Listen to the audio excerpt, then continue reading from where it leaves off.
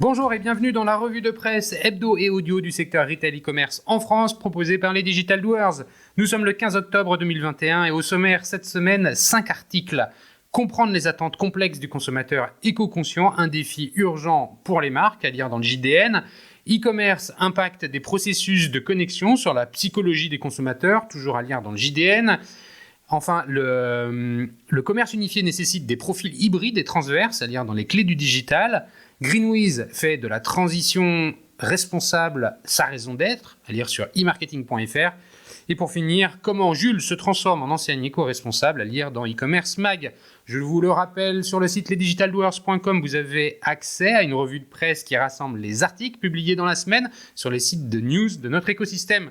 Vous pouvez vous y abonner pour recevoir chaque vendredi un digest de l'actualité dans votre boîte email. De cette revue de presse, je vous lis sans interprétation une sélection de quelques articles qui m'ont semblé pertinents à partager. Bonne écoute, évidemment, toujours sans coupure. Comprendre les attentes complexes du consommateur éco-conscient, un défi urgent pour les marques. Chronique à lire sur le journaldunet.com en date du 12 octobre. 60% des Français font un lien direct entre leur fidélité à une marque et sa politique environnementale, ou du moins de ce qu'ils en perçoivent. Les enseignes n'ont plus le choix, elles doivent aujourd'hui appréhender les attentes environnementales de leurs clients et y répondre concrètement grâce à un système de gestion de commandes performant. Les appels lancés il y a quelques années dans tous les secteurs, et notamment dans celui de la mode et du textile, ne sont plus des signaux faibles. L'éco-responsabilité est bien devenue un impératif commercial. Le baromètre omnicanal OneStock, portant sur l'évolution des préférences des acheteurs et les nouvelles façons de servir le shopper post-Covid, révèle que 60% des consommateurs français seraient plus fidèles à leur marque s'ils avaient l'impression qu'elle défendait des pratiques durables, encore plus que les autres Européens avec une moyenne de 52%. Alors que les retailers se concentrent actuellement sur la rapidité dans le traitement du dernier kilomètre, avec de nouvelles options de livraison express à succès, on parle beaucoup ces temps-ci de l'avènement du e-commerce, il semblerait qu'ils doivent aujourd'hui redoubler d'efforts pour communiquer sur les possibilités de livraison plus vertes. Si la rapidité reste un facteur important, elle passe au second plan face aux critères de livraison écologique. 58% des acheteurs sont prêts à attendre plus longtemps une livraison si ils savent qu'il s'agit d'une option plus écologique. Il en va de même pour les livraisons gratuites, jusqu'alors perçues comme un must-have par les consommateurs. 44% des Français seraient heureux de payer plus pour une livraison si celle-ci est plus verte. Ceci démontre que les exigences des consommateurs en matière de rapidité, de praticité et de coût changent dès lors que l'on introduit des alternatives éco-responsables. Et les marques qui l'ont bien compris présentent un avantage commercial indéniable. Cette recherche menée à travers l'Europe montre que, pour tous les pays, plus de la moitié des consommateurs, 53% en France, seraient plus susceptibles de choisir le click and collect s'ils étaient informés que c'était la façon la plus écologique de faire livrer leurs commandes. Alors que dans les 4 pays, environ 2/3 des consommateurs sont généralement moins désireux ou pas encore tout à fait prêts à payer un surcoût pour leur click and collect qui compenserait les émissions de carbone, la demande d'une logistique plus verte est en constante hausse et devrait encore s'accélérer. Les enseignes n'en font pas assez, la transparence devient une valeur fondamentale pour l'acheteur. Le problème, c'est qu'à l'heure actuelle, les consommateurs estiment que les enseignes n'en font pas assez en la matière. Près des 2/3, 62% des répondants pensent que les détaillants peuvent faire davantage pour rendre la livraison plus durable et 45% estiment que chez eux, chez qui ils font leurs achats, n'ont aucune conscience en la matière. Pire encore, la majorité, 57%, n'est même pas informée de ces possibilités de livraison pendant leurs achats et ignore tout de la politique environnementale appliquée par ces enseignes. Ce manque d'information peut d'ailleurs étonner, alors que le click and collect a fortement progressé pendant la pandémie pour des raisons sanitaires que l'on connaît, avec de vraies répercussions sur les coûts de livraison, mais aussi sur la durabilité du commerce en général. Le défi pour les retailers reste bien sûr le coût, d'autant que 60% des répondants en France ont déclaré que l'éco-responsabilité ne devrait pas avoir d'incidence sur la vitesse d'exécution, de sorte que les détaillants sont confrontés à un vrai paradoxe, continuer à aller toujours plus vite tout en proposant des services plus verts, ainsi qu'à des contraintes de coûts potentiellement plus élevées. La réponse réside indéniablement dans la capacité de la technologie à automatiser tous les processus de la commande à la livraison. Les consommateurs eux-mêmes souhaitent un usage de la technologie à bon escient. 67% d'entre eux déclarent que les enseignes devraient utiliser la technologie pour rendre la livraison plus écologique. L'OMS pour éclairer les consommateurs sur l'impact carbone de chaque mode de livraison. Les marques n'ont donc plus d'autre choix que de s'appuyer sur un système de gestion des commandes, l'Order Management System ou OMS, et on ne le sait pas encore assez. L'un des aspects importants d'un OMS performant réside dans sa capacité à intégrer les données liées au développement durable. En utilisant un OMS, ils peuvent améliorer la promesse de livraison, Delivery Promise, et indiquer en temps réel l'empreinte carbone de chaque mode de livraison, proposant au client un choix éclairé selon qu'il privilégie la vitesse ou l'empreinte écologique. Par exemple, le client peut comparer les émissions de carbone selon le type d'exécution, qu'il s'agisse d'une commande click and collect ou d'une livraison express à domicile à partir d'un entrepôt. L'OMS aide donc les enseignes à rationaliser leurs opérations, permettant ainsi de réduire les coûts liés au traitement inefficace des commandes. L'orchestrateur calcule et sélectionne la meilleure option de livraison en fonction de l'ensemble du stock disponible sur tous les canaux de vente. Ceci permet d'une part d'augmenter la satisfaction client grâce à un plus grand choix de modes de livraison et un traitement plus rapide des commandes. D'autre part, d'aider les enseignes à réduire les émissions de carbone associées aux livraisons en déterminant l'itinéraire le plus efficace pour exécuter une commande à partir d'un stock unifié. En découle une meilleure planification générale, une gestion plus personnalisée des commandes et une plus grande fidélisation des clients. Offrir un service sur mesure tout au long du parcours d'achat est une réelle possibilité d'indiquer ses préférences à chaque étape, permet logiquement une plus grande satisfaction au moment de la livraison. En définitive, il ne faudrait pas grand-chose pour que les ambitions des enseignes coïncident enfin avec les attentes parfois complexes des consommateurs en matière environnementale.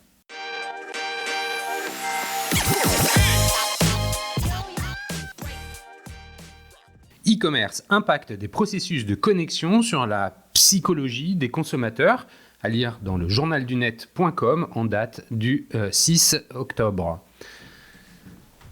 L'évaluation des comportements des consommateurs a pris d'autant plus d'importance depuis le début de la pandémie.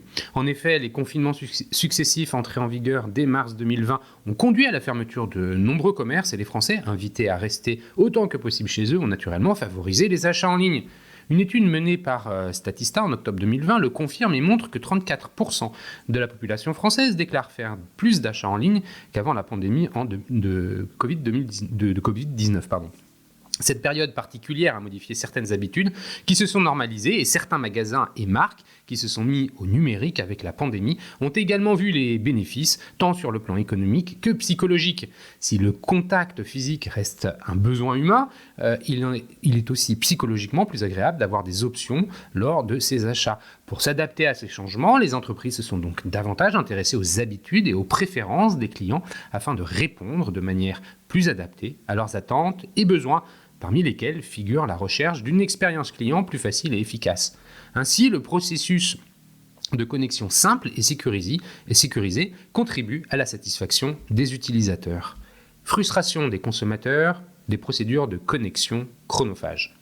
La croissance du recours au numérique, au travail à domicile et à l'enseignement à domicile au cours des derniers mois peut conduire à un sentiment de dépassement face à des procédures de connexion trop complexes. Cela peut aussi générer une forme de stress numérique, poussant certains utilisateurs à devenir réfractaires aux nouveaux scénarios d'utilisation qui leur sont proposés. Par exemple, face à des formulaires trop longs et fastidieux, l'utilisateur tend à s'impatienter, à abandonner son action et à quitter la page.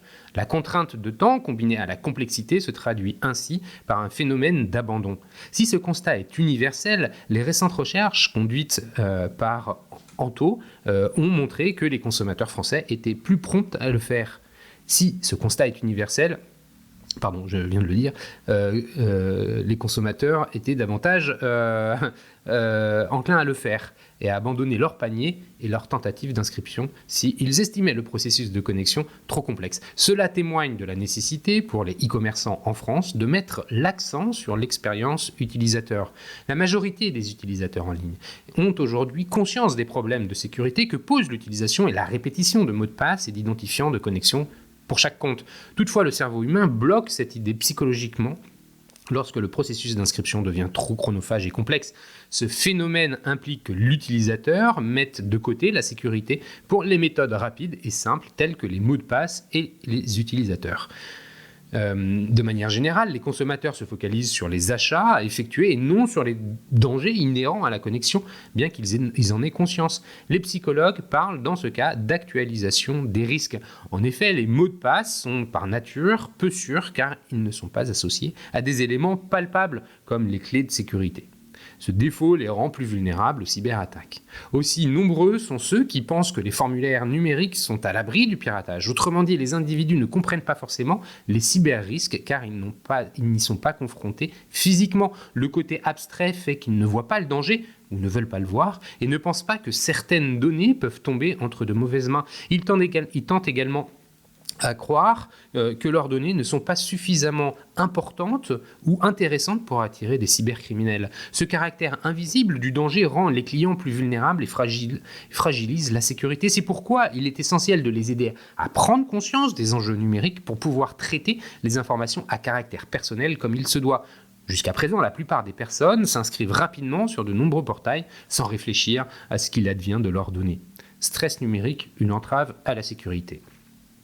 Pour réduire le stress numérique, les utilisateurs privilégient donc souvent des services avec des procédures de connexion simples d'utilisation, efficaces et sécurisées. Ainsi, lorsqu'un processus est réputé sûr et qu'il constitue également la seule option pour utiliser un service en ligne, le consommateur sera alors plus enclin à utiliser cette méthode, même si celle-ci est susceptible de prendre plus de temps. Si le service est simple d'utilisation, il devient d'autant plus attrayant pour les utilisateurs, ce qui explique le recours d'un nombre important de personnes à la connexion via leur compte de réseaux sociaux, celle-ci étant reconnue pour sa sécurité, sa facilité. Toutefois, la tendance inverse est notable pour les procédures de connexion peu connues. En effet, les méthodes considérées comme vulnérables aux violations, comme l'authentification par mot de passe, sont moins susceptibles d'inspirer confiance aux consommateurs.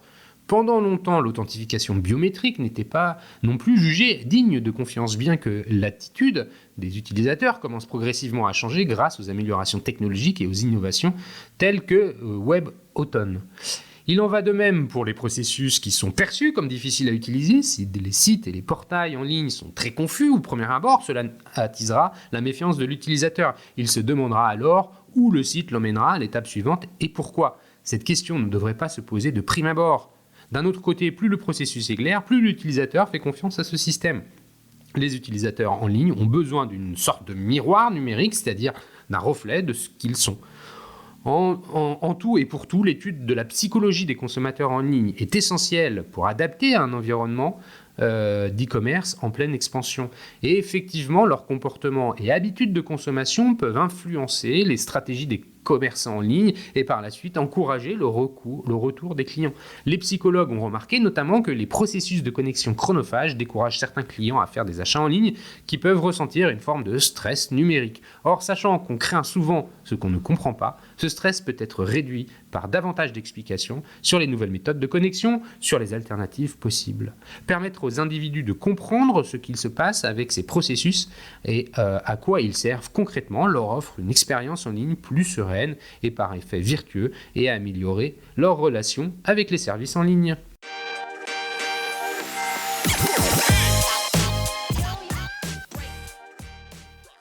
Le commerce unifié nécessite des profils hybrides et transverses à lire sur lesclésdudigital.fr en accès libre et en date du 12 octobre. KPMG France et la FEVAD livrent les résultats de leur 5e étude dédiée à l'innovation dans l'e-commerce qui apporte cette année un éclairage important sur l'impact des transformations digitales du commerce sur l'emploi dans le secteur de la distribution. L'essor du e-commerce, plus 24,9% au second trimestre 2021 selon les derniers chiffres de la FEVAD, et surtout la croissance des ventes Internet des commerces physiques, plus 8% pour cette période par rapport à 2020, soit un chiffre d'affaires double de celui du deuxième trimestre 2019, produisent des effets sur l'emploi et le modèle opérationnel des entreprises. Celles-ci doivent rapidement digitaliser leur modèle.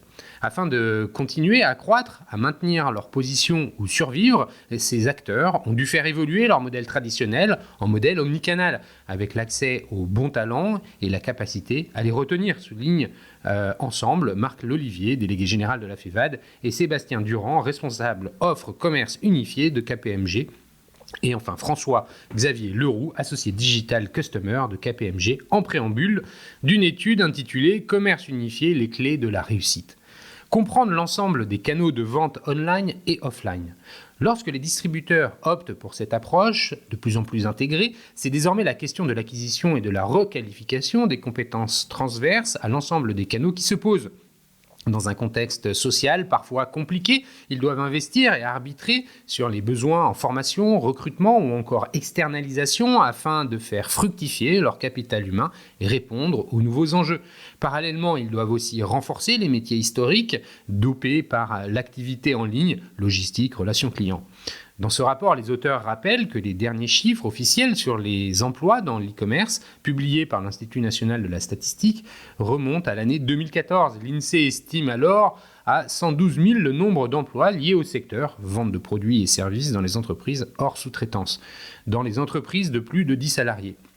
À cette même époque, le chiffre d'affaires du e-commerce de produits et services pesait 55 milliards, soit 2 fois moins que ce qu'il représente aujourd'hui.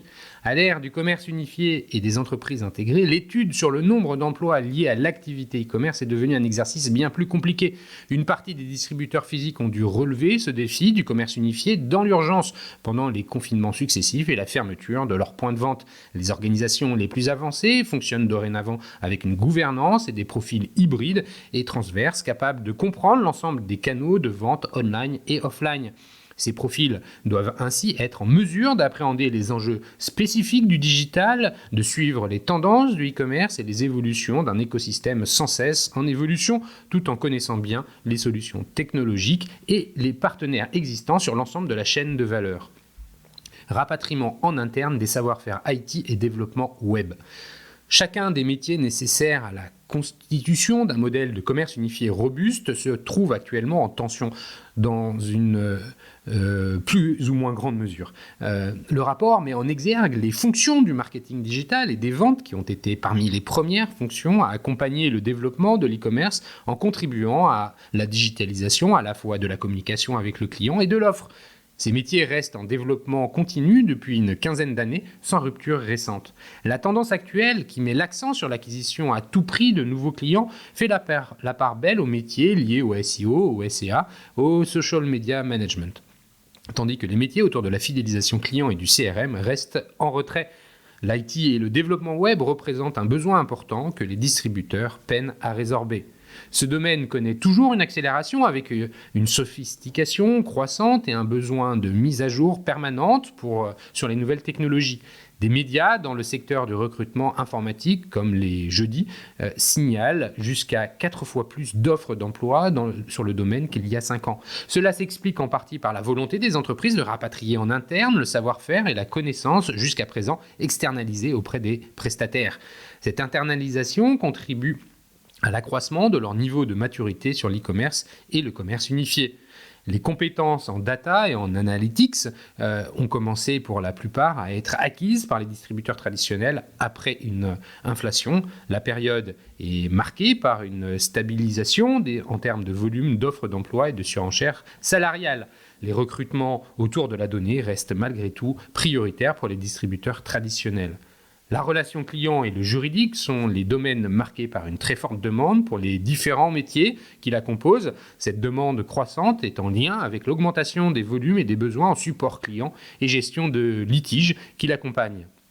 Ces métiers historiques, souvent peu valorisés, ont traditionnellement été concentrés dans les centres d'appel. Désormais, le service et la relation client sont intégrés de manière transversale et de plus en plus omnicanale, notamment à travers les ressources en point de vente dotées davantage d'autonomie et de responsabilité. Enfin, la logistique a vu son nombre d'emplois exploser ces 10 dernières années. En 2020, le nombre de paquets distribués est monté à 1,36 milliard. Approvisionneur, coordinateur logistique, supply planner, logistique manager, directeur d'exploitation logistique transport, responsable lean et excellence opérationnelle, responsable RSE sont parmi les profils les plus recherchés en 2021.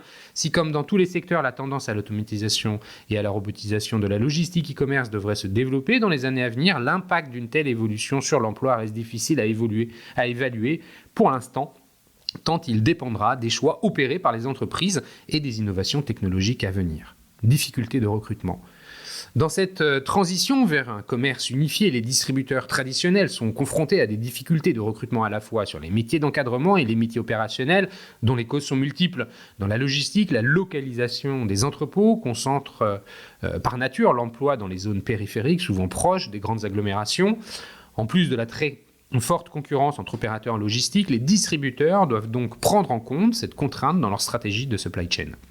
A l'inverse, pour les métiers d'encadrement et de direction, les distributeurs ont des difficultés à attirer les meilleurs profils en dehors des grandes zones urbaines et des métropoles, même si le dynamisme et l'attractivité des petites villes de province ont fortement progressé dans le contexte de la crise sanitaire. Les recrutements restent difficiles pour les distributeurs de petite taille, tout comme pour les acteurs plus importants, en particulier pour les emplois en informatique et développement web, où les meilleurs profils privilégient les pure players et les environnements agiles au sein desquels ils pourront travailler sur les technologies les plus pointues en tant que salariés ou prestataires externes ou même freelance. Dans tous les cas, les distributeurs physiques doivent faire un effort pour se montrer attractifs et prouver leur capacité à se réinventer malgré le poids important de leur dette technologique et leur réseau physique.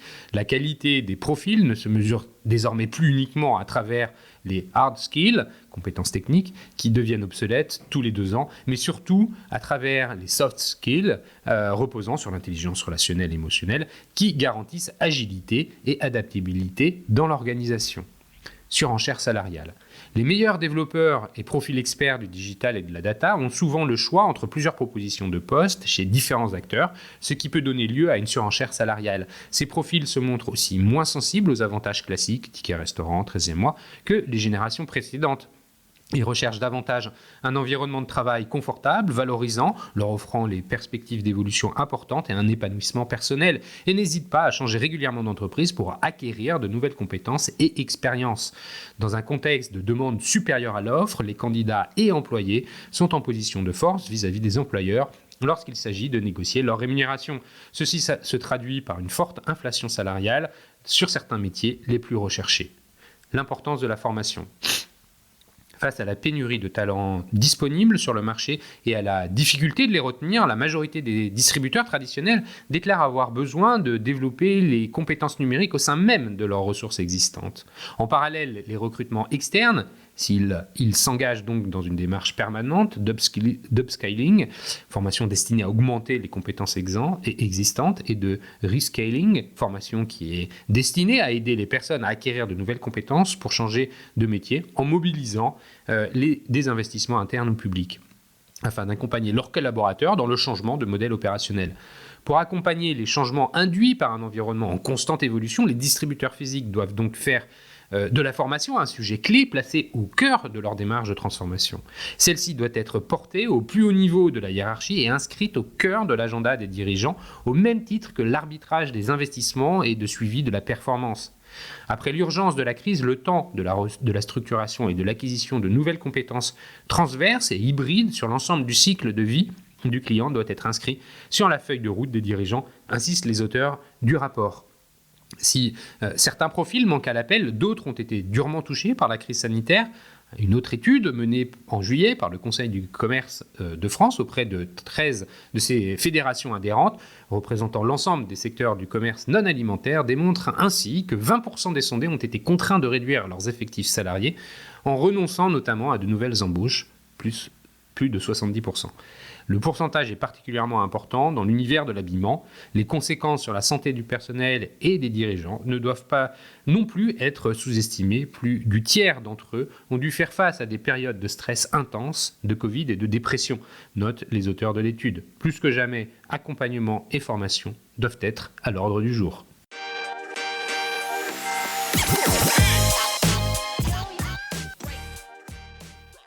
GreenWiz fait de la transition responsable sa raison d'être, à lire sur e-marketing.fr en date du 13 octobre.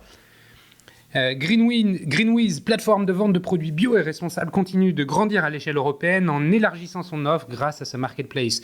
Comment la marque se place-t-elle en précurseur de la transition responsable ? Lancée il y a 13 ans, GreenWiz est d'abord une plateforme d'e-commerce spécialisée dans la vente de produits green. Lorsque nous avons développé GreenWiz, nous voulions commercialiser des produits green, mais pas green. Par green, nous n'entendions pas forcément de l'alimentaire. On développait tout type de produits en passant même par les gadgets comme les mini panneaux solaires pour recharger son téléphone. Aujourd'hui, lorsque l'on regarde ce qu'on proposait, on en rigole. En tout cas, ça a suffisamment fonctionné pour qu'on en vienne à vendre des produits alimentaires bio sur Internet à partir de 2009, explique Romain Roy, CEO et fondateur de GreenWiz. Après avoir conquis le territoire de la distribution bio en ligne, GreenWiz se place en leader et les enseignes de la grande distribution comme Carrefour s'intéressent à la plateforme digitale. Nous avons été rachetés par Carrefour en 2016, c'est un mariage heureux encore aujourd'hui. À l'époque, ils souhaitaient promouvoir la vente de produits bio. Carrefour nous laisse libres de nos décisions et initiatives tout en nous aidant financièrement, détaille Romain Roy. Une des clés du succès de GreenWiz, selon son fondateur, c'est d'avoir su écouter ses clients. Nous avons reçu beaucoup de demandes pour vendre largement de la consommation durable et responsable, et pas uniquement dans l'alimentaire bio sur lequel on s'était focalisé pendant des années, souligne Romain Roy. Et le meilleur moyen de le faire pour GreenWiz, c'est d'avoir une marketplace. Le lancement de la marketplace sur le site nous a permis d'avoir une pluralité de vendeurs et donc d'avoir une proposition globale de croissance. Nous sommes passés de 15 000 offres à près de 80 000 références sur le site en quelques mois, explique le fondateur de GreenWiz. D'ici à la fin de l'année, l'entreprise compte proposer 150 000 références et vise même 300 à 400 000 offres l'année prochaine. Avec sa marketplace conçue en partenariat avec Miracle, GreenWiz développe ainsi son offre et arrive désormais dans le marché de l'occasion et du reconditionné. Notre idée de départ, ce n'est pas seulement de vendre de l'IT reconditionné, et il s'agit d'une véritable réflexion dans le cadre d'une consommation globale, plus responsable. Pour nous lancer dans ce marché, nous devions démarrer avec une thématique facile d'accès, et c'est pour cela qu'on commence par des appareils technologiques reconditionnés comme des téléphones ou des tablettes, rappelle Romain Roy. GreenWiz propose du reconditionné en France. C'est vrai qu'on se limite au territoire national pour reconditionner nos produits, mais c'est une valeur essentielle à notre marque. D'ici quelques années, notre place de marché dans son ensemble doit représenter 50% de notre chiffre d'affaires. C'est l'un de nos objectifs. Chez GreenWiz, nous sommes convaincus que la proposition multisectorielle est amenée à rester pérenne et à avoir un effet positif pour la consommation responsable, exprime le CEO de la plateforme. Après avoir racheté leurs concurrents italiens, espagnols et bientôt belges, GreenWiz s'est fixé plusieurs objectifs. Notre première ambition, c'est de tenir à notre raison d'être, mieux consommer pour rendre le monde meilleur. Notre deuxième objectif, c'est de devenir la place de marché de référence de la consommation responsable en Europe. Ce projet, nous l'avons lancé en France, mais désormais, nous allons l'étendre à la plus grande échelle chez nous. Plus la croissance est importante, plus nous convertissons de personnes à une consommation responsable, détaille Romain Roy. Le rachat de GreenWiz par Carrefour a surpris certains consommateurs de la première heure, comme l'explique Romain. Nous travaillons désormais avec un industriel qui, à l'époque, a pu apparaître comme le centre de la surconsommation, mais qui a désormais changé. C'est une illusion de dire que la transition responsable se fera sans les industriels et la grande distribution. Chez GreenWiz, cela nous paraît utile de travailler avec l'un des plus gros acteurs de la distribution pour essayer de faire bouger les mentalités plus largement, sans avoir à bousculer notre ligne de conduite et nos valeurs.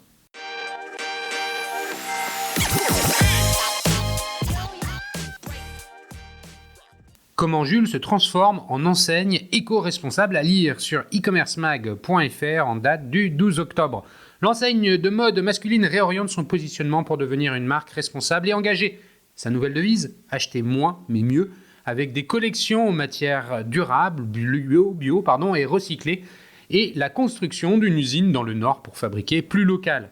En 2021, plus que jamais, Jules a l'ambition d'être une marque porteuse de sens et d'engagement, affirme l'enseigne de prêt-à-porter pour hommes. Après de fortes turbulences, plan de sauvetage de l'emploi en 2018 et la fusion avec Brice, autre enseigne du groupe Mulliez, Jules se réinvente. Ces dernières années, nous n'avons pas été au rendez-vous en termes de produits ou de propositions de valeur, admet le directeur général Franck Poyon.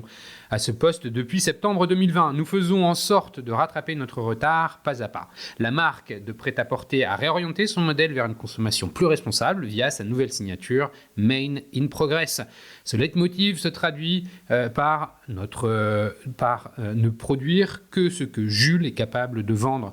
La diminution de son empreinte carbone commence dès la conception des vêtements. Jules fabrique aujourd'hui 35% de ses produits à partir de fibres recyclées. L'éco-conception est la partie immergée de l'iceberg, pointe Franck Poyon. Nous devons imaginer une fin de vie de nos produits via un travail en profondeur dans la qualité des matières pour qu'elles soient plus durables et dont l'impact global est plus faible. aller vers un business model plus sain. Depuis 2019, et pour être en cohérence avec ses actions, l'enseigne a arrêté d'acheter des produits destinés aux périodes de soldes. À présent, nous nous servons des soldes pour écouler nos invendus, explique le dirigeant. Depuis 2019, nous avons lancé une démarche zéro waste consistant à stopper la surproduction en améliorant nos prévisions de vente. Un modèle vertueux commercialement avec un meilleur niveau de marge. Jules opte également pour une relocalisation de sa production dans les pays européens et méditerranéens en diminuant ainsi sa part en Asie pour se rapprocher de ses bassins de consommation. Notre objectif est d'atteindre les 25% de production dans un bassin plus proche au lieu des 10% actuellement, souligne Franck Poyon. En février 2022, l'enseigne démarra la mise en service d'une usine de denim, Fashion Denim Center, dans les Hauts-de-France pour confectionner 100 000 pièces de jeans, avec un objectif à terme de 400 000. Ce projet, nommé Fashion Cube, sera en collaboration avec les autres marques du groupe Mullier, Pinky, Bisbee, Grande Mali, Sorcé ou Rouge-Gorge. Au début, pour Jules, qui produit 1,4 million de jeans par an. C'est le produit au savoir-faire très fort et le plus avancé en matière durable, précise le dirigeant. Le délavage des jeans se fera en zone, à l'ozone ou au laser, permettant de diviser la consommation d'eau par 40. Autre initiative, l'enseigne de prêt-à-porter propose un service de réparation dans 14 magasins. Les clients déposent leurs vêtements de toute marque pour les faire réparer. En février, Jules a inauguré son premier corner de seconde main Rewear, une collection vintage de streetwear de Nîmes et à des prix assez élevés. Le dirigeant reconnaît que la performance commerciale n'est pas tout à fait là. Une reprise meilleure qu'attendue en termes de chiffre d'affaires, après une année 2020 où la perte a été de 130 millions d'euros. En 2019, le CA s'établissait à 574 millions d'euros et un début d'année 2020 où il manque déjà 90 millions d'euros. Le directeur général reste prudent et ne se projette pas. Si nous constatons toujours une baisse de trafic dans les points de vente, nos clients, dont 3 millions sont encartés, sont plus qualifiés, pointe-t-il. Lorsqu'ils se déplacent, ils viennent pour acheter. Le panier moyen tourne autour des 50 euros. Comme nombre d'enseignes, la part de l'e-commerce a augmenté, même si elle reste assez faible, 5 à 6% de son chiffre d'affaires. Ce n'est pas une fin en soi pour Jules d'avoir une part web qui grossit, explique Franck Poyon. Nous sommes plutôt dans une logique omni-business en nous dotant d'outils omnicanaux sur l'ensemble du réseau, ship from store, click and collect ou e-réservation. Néanmoins, le dirigeant s'intéresse au marketplace, un marché de 30 milliards d'euros. Avant de nous lancer, nous devons réussir l'intégration IT de notre système. Enfin, un concept Store Family, un méga store Fashion Cup regroupant les différentes marques de la galaxie mulliez sera inauguré à Chambray-les-Tours l'an prochain. Nous avons un fort enjeu sur l'Île-de-France en maillant plus fortement la région, souligne-t-il. À l'horizon 2030, Jules prévoit l'ouverture d'une 60aine de magasins dans le réseau, dont une 30aine en France. L'international, Belgique, Italie, Espagne, reste l'un des moteurs de la croissance avec 10% du chiffre d'affaires, dont 50% en Belgique. Enfin, la marque réinvestit dans la communication. Il y avait un sous-investissement, pointe Franck Poyon. Nous n'étions pas dans les radars. Jules a ainsi lancé un plan média, notamment avec la diffusion de films publicitaires en télévision et un spot sera diffusé à l'occasion des fêtes de fin d'année. Objectif, rajeunir sa clientèle en ciblant les 25-35 ans.